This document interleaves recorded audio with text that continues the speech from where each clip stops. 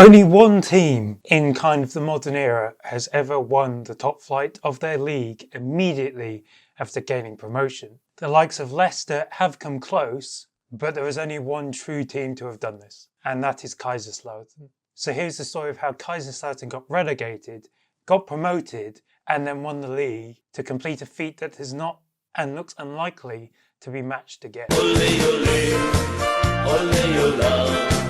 Der FCK ist wieder da. Ole, ole, ole, ole. Die roten Teufel sind ganz wunderbar.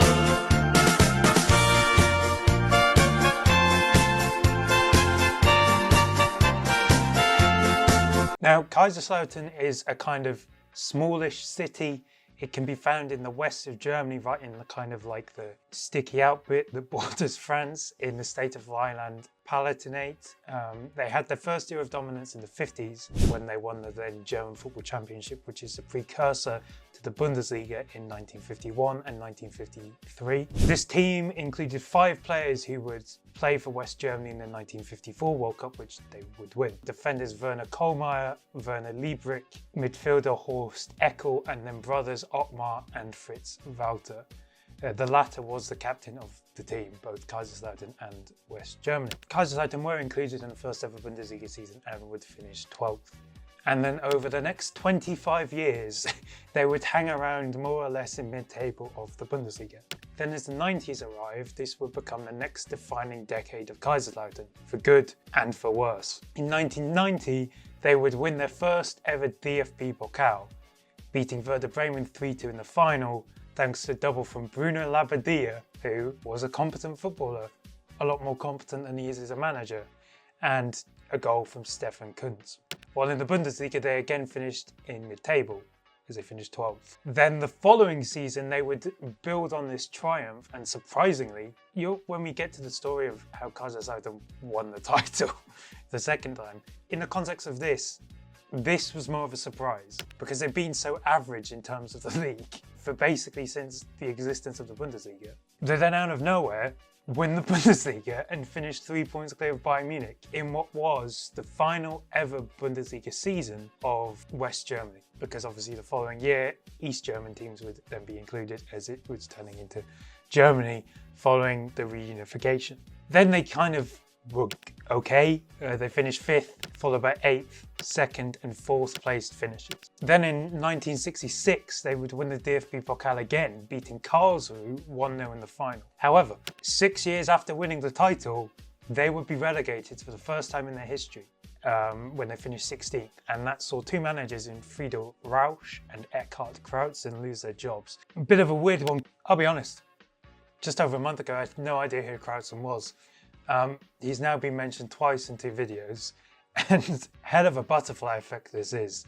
Kaiserslautern getting relegated has resulted in Jurgen Klopp's existence as a football manager, because obviously Krautzen loses his job, he ends up managing Mainz, where he also loses his job, and that allows Jurgen Klopp to be in charge, which then allows Jurgen Klopp to then get Mainz promoted, which gets him the Borussia Dortmund job, which then gets him the Bundesliga win, and then gets him to manage Liverpool, and the rest is history. So, hell of a butterfly effect from that one season. And this Kaiserslautern team was quite an experienced one, and it was really a case of they shouldn't have gone down. I mean, one of the standout players in this team was an aging Andreas Bremer, who had returned for a second spell at the club to kind of like see out and end his career. Following their relegation, Kaiserslautern would then turn to Otto Rehhagel. The former Werder Bremen manager was looking for redemption and was kind of licking his wounds really, following his sacking as Bayern Munich manager the season before, during what was peak FC Hollywood. So he was not able to handle it. He got chewed up and spat out. And in his sole season in the second division, they would finish first, 10 points ahead of Wolfsburg, to immediately return to the top flight. Now, in the Bremen video, we saw that Rehhagel loved to just use experience, as in older players. And it worked at Bremen, and he stuck to that here as well. And it helped them not only regain promotion, granted you could argue this is a Bundesliga squad that's in the Zweite Bundesliga. They shouldn't be here. But it also helped in their return to the top flight. I mean, striker Olaf Marschall was 32, Bremer was 37 by the time they returned to the Bundesliga. Defender Miroslav Kadlec was 33, and one of the signings in this summer they got promoted, Zakario Sforza, who joined for 3.2 million euros from Inter, was 28. And then you had like Harry Koch, who is the father of current Eintracht Frankfurt defender Robin Koch. Whereas if you're a child like me, you understand why the name Harry Koch is quite funny. But there was some youth in the squad.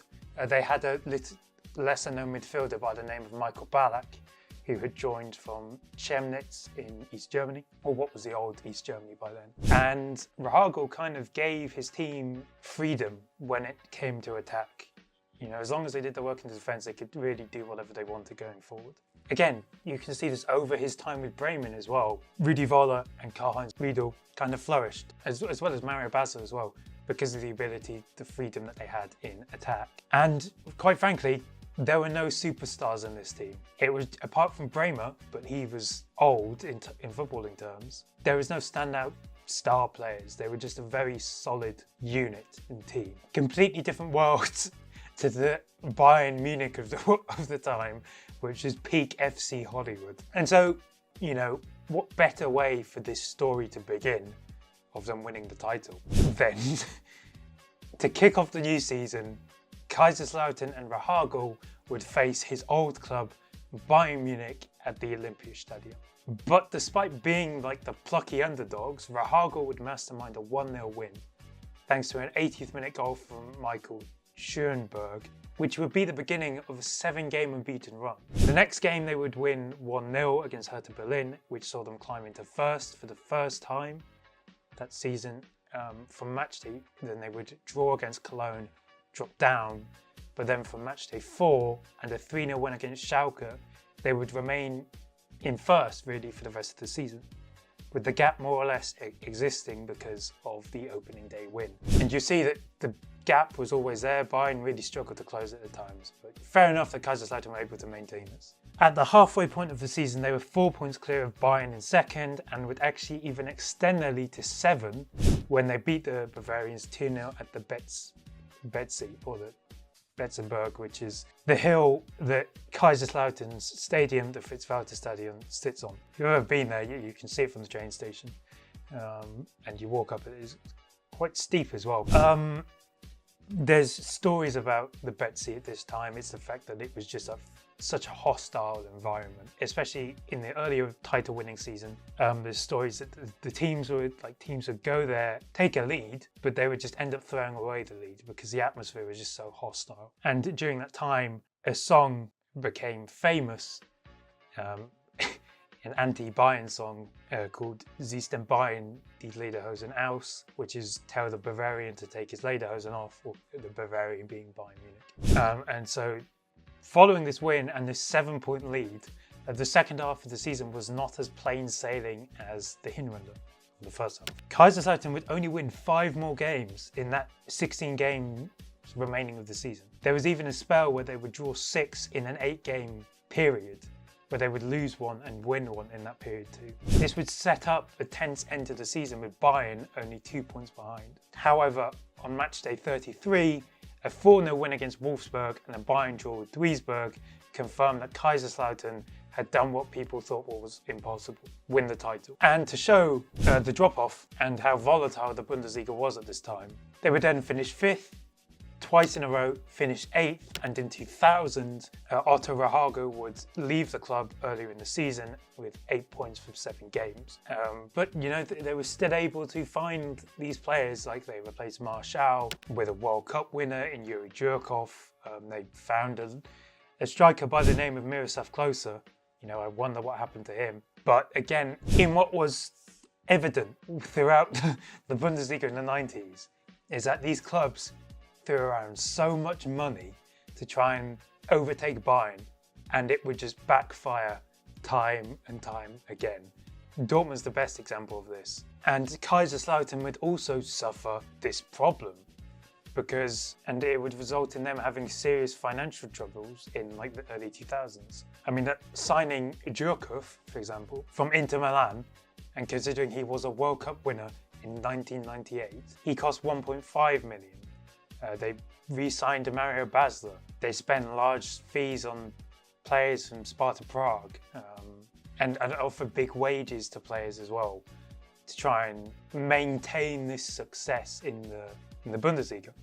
And it backfires, and then they start having problems. Then in the 2003-04 season, they have a points deduction because of their financial issues, but they end up staying up. And as I said, this was due to the reason they got the deduction was due to their age-old trick of trying to maintain your success and building on that and spending large amounts of money on players who do not match the fee or money you are paying them. And this resulted in Kaiserslautern having to sell their stadium to the city of Kaiserslautern to help their situation, as well as selling like the training ground and the youth academy too. And then 10 years after they had regained promotion back to the Bundesliga, they would be relegated to the Zweite Bundesliga. They would drift around the second division for 3 years before returning to the Bundesliga, and they would only spend 2 more seasons there before getting relegated in 2012. Then it was again a steady decline before getting relegated in 2018 to the third division, where they would then spend 4 seasons before finally returning to the Zweite Bundesliga, where they have been ever since. Obviously then, traditional team in Germany, of course, are going to struggle. But unlike other teams, they have this thing. You know, other traditional teams like Schalke have struggled that they haven't won the Bundesliga. But Kaiserslautern have this and can look at it and be like, even if they don't win anything for like the next 100 years, it does not matter, because they will have this idea, or not this title, with how they won it and how they defied all the odds in doing it. And since then, the only teams to have come close in some sense has been Union Saint-Gilloise in Belgium, who after finished second in their first season back in the Belgian top flight in nearly 48 years. They had a striker by the name of Dennis Undav. While in Germany, Leipzig also came close in their first ever Bundesliga season, where they finished second, and were even at top at points of the season too. But, you know, go through all the videos that I've done so far about teams in the 90s, and it is the same throughout. It is the teams spending loads of money to try and win something and maintain their success, and then it just backfires, and then they end up nearly going bust because of how much money they spend. This is what happened with Kaiserslautern, and they've only just... You could argue that they are one of the founding members of the Bundesliga. And you can make the argument that until they are in the Bundesliga, they have not recovered yet, which should tell you everything you need to know. So yeah, currently they're 5th in the Zweite Bundesliga. So whether they are able to return yet is yet to be seen, but there has been positive steps over the past couple of years, as in the last year and this year, that they're able to fight at the top half of the table. But yeah, like it's another story of here's what happens if you just throw loads of money at situations. But let me know what you think about Kaiserslautern, about this story. But what I will say, and it's my gripe, is that people refer to this as like the German Leicester, when in reality people should be referring to Leicester as the German Kaiserslautern, or the English Kaiserslautern. But also at the end of the day, this is nothing like Leicester, because Leicester didn't win the title when they returned, and no one's done this since. So in fact, let's just stop this association with Leicester, because they're not similar whatsoever. You can make the argument that Kaiserslautern's situation is a lot better.